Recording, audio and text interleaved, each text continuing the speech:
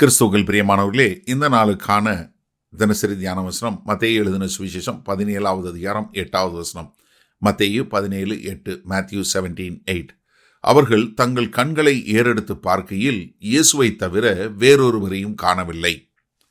இப்போ கர்த்தராகிய இயேசு கிறிஸ்து அவர்கள் பயத்தில் கீழே விழுந்து கிடக்கும்போது ஆண்டவர் என்ன பண்ணுறாரு? அவர்களை மெதுவாக தொட்டு எழுந்திருங்கள், பயப்படாதீங்கள் என்று சொன்ன மாத்திரத்தில் அவருடைய கண்கள் என்ன உண்டாகுது? இப்போ பயத்திலிருந்து நம்பிக்கைக்கு மாறுகிறது. மகிமையிலிருந்து என்ன மாறுது? அவருடைய கிருபைக்கு மாறக்கூடிய ஒரு காரியம். இப்போ அவங்க என்ன பார்க்கல? வேற யாரையுமே பார்க்கல. அவங்க இயேசு கிறிஸ்து ஒருத்தரை மட்டும்தான் பார்க்குறாங்க. இப்போ மோசே, எலியா போயாச்சு. இது எதை காட்டுதுன்னா, நியாயப்பிரமாணமோ தீர்க்க தரிசனமோ இதுவரைக்கும் என்ன நோக்கத்துக்காக இருந்ததோ அது முடிஞ்சு போயிடுச்சு. இப்போ என்ன நமக்கு தேவை? இயேசு கிறிஸ்து ஒருத்தர் மாத்திரம்தான். அப்போ அவர் தான் எல்லாத்தையும் நிறைவேற்றக்கூடியவராய் இருக்கிறார் என்று சொல்லக்கூடியதாக. இப்போ கர்த்தராகிய இயேசு கிறிஸ்து மரித்து உயிர் தெழுந்த பின்பு ஒரு பைபிள் ஸ்டடி எடுக்கிறார். எங்கள் எம்மாவூர் சீஷர்களுக்கு எடுக்கிறாரு. அவங்க வரும்போது லூக்கா 24:27 மோசே முதலிய சகல தீர்க்கதரிசிகளும் எழுதின வேத வாக்கியங்களில் எல்லாவற்றிலும் தம்மை குறித்து சொல்லியவைகளை அவர்களுக்கு விவரித்து காண்பித்தார். அப்ப என்ன?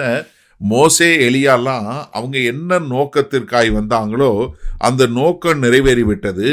அவர்கள் என்னை வெளிப்படுத்துவதற்காக வந்துட்டாங்க. இப்ப நான் யாருங்கிறத வெளிப்படுத்திட்டேன். அதனால இது எல்லாம் ஒரு நிறைவேறி விட்டது என்று சொல்லக்கூடியதாக. அதனால தான் நமக்கு சொல்லும்போது எபிரேயர் 12வது வசனத்தில் சொல்லும்போது என்ன சொல்றாரு? நம்முடைய விசுவாசத்தை தொடக்கிறவரும் முடிக்கிறவருமாய் இருக்கிற அந்த கர்த்தராகிய இயேசு கிறிஸ்துவை பார்த்து நம்முடைய வாழ்க்கை ஓட்டத்தை ஓடணும். அப்ப என்ன? நம்முடைய கண்கள் என்ன பண்ணணும்?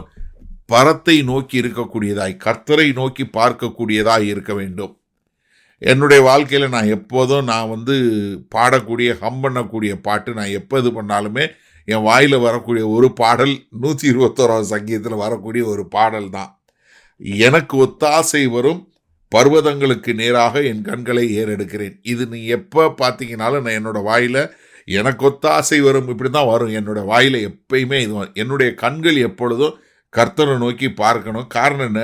வானத்தையும் பூமியை உண்டாக்கின கர்த்தரிடத்திலிருந்து எனக்கு ஒத்தாசை வரும். எனக்கு எங்கேருந்து ஒத்தாசை வரும்? என்ன? வானத்தையும் பூமியையும் படைத்தவராய். அப்போ யார் அது? கர்த்தராகிய இயேசு கிறிஸ்து. இயேசு கிறிஸ்து ஒருத்தர் தான் சுப்ரீம். இப்போ இந்த வேத வசனத்தில் பார்க்கக்கூடிய நியாயப்பிரமாணமாக இருக்கட்டும், தீர்க்க தரிசனமாக இருக்கட்டும், இது எல்லாம் யாருக்கிட்ட கொண்டு போய் சேர்க்குது? என்னை கர்த்தராகிய இயேசு கிறிஸ்துட்ட கொண்டு போய் சேர்க்குது. அதனால தான் இப்போ அந்த சீஷர்கள் கண் விழித்து பார்க்கும்போது இப்போ அவங்களுக்கு தெரியறது யாரு? இயேசு கிறிஸ்து ஒருவர் மாத்திரமே. சரி, இதனால இந்த வசனத்தை நம்ம எப்படி எடுத்துக்கொள்வது?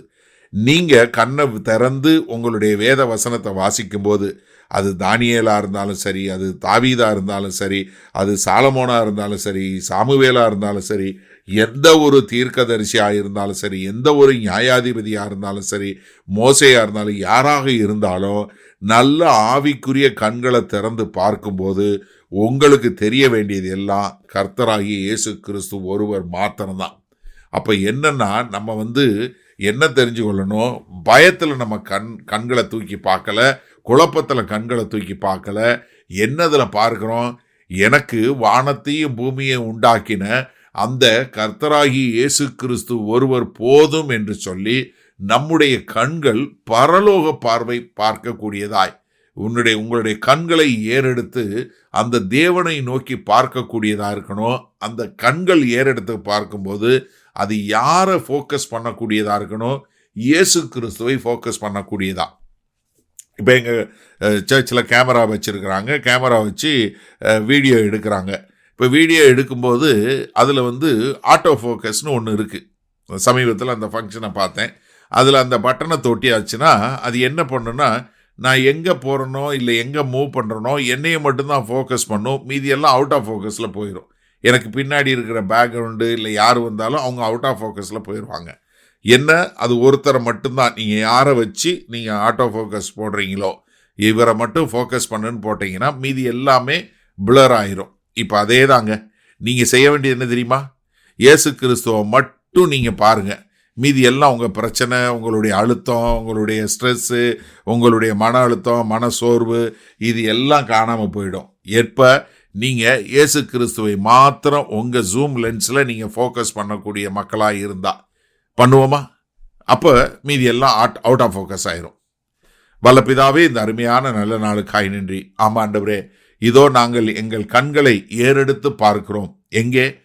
எனக்கு ஒத்தாசை வரும் பர்வதங்களுக்கு நேராய் நான் என் கண்களை ஏறெடுத்து பார்க்கிறேன். அப்படி பார்க்கும்போது நான் கிறிஸ்து ஒருவரை மாத்திரம் ஃபோக்கஸ் பண்ணும்போது என்னுடைய பிரச்சனைகள், என்னுடைய மன அழுத்தம், என்னுடைய மன சோர்வுகள், என்னுடைய பயம் எல்லாமே அவுட் ஆஃப் ஃபோக்கஸ் ஆகி போய், ஆண்டவரே, நான் உம்மேல் ஒரு நம்பிக்கையோடு வாழக்கூடிய ஒரு கிருபையில் வாழ எங்கள் தேவன் எங்களுக்கு கிருபையும் இரக்கம் பாராட்ட வேண்டுமாய் இயேசு கிறிஸ்துவின் உன்னத நாமத்தினால ஜெபிக்கிறோம் வல்ல பிதாவே, ஆமேன். கர்த்தர் உங்களை ஆசீர்வதிப்பாராக. நாம் இன்று மாலை மன்னால சந்திப்போம்.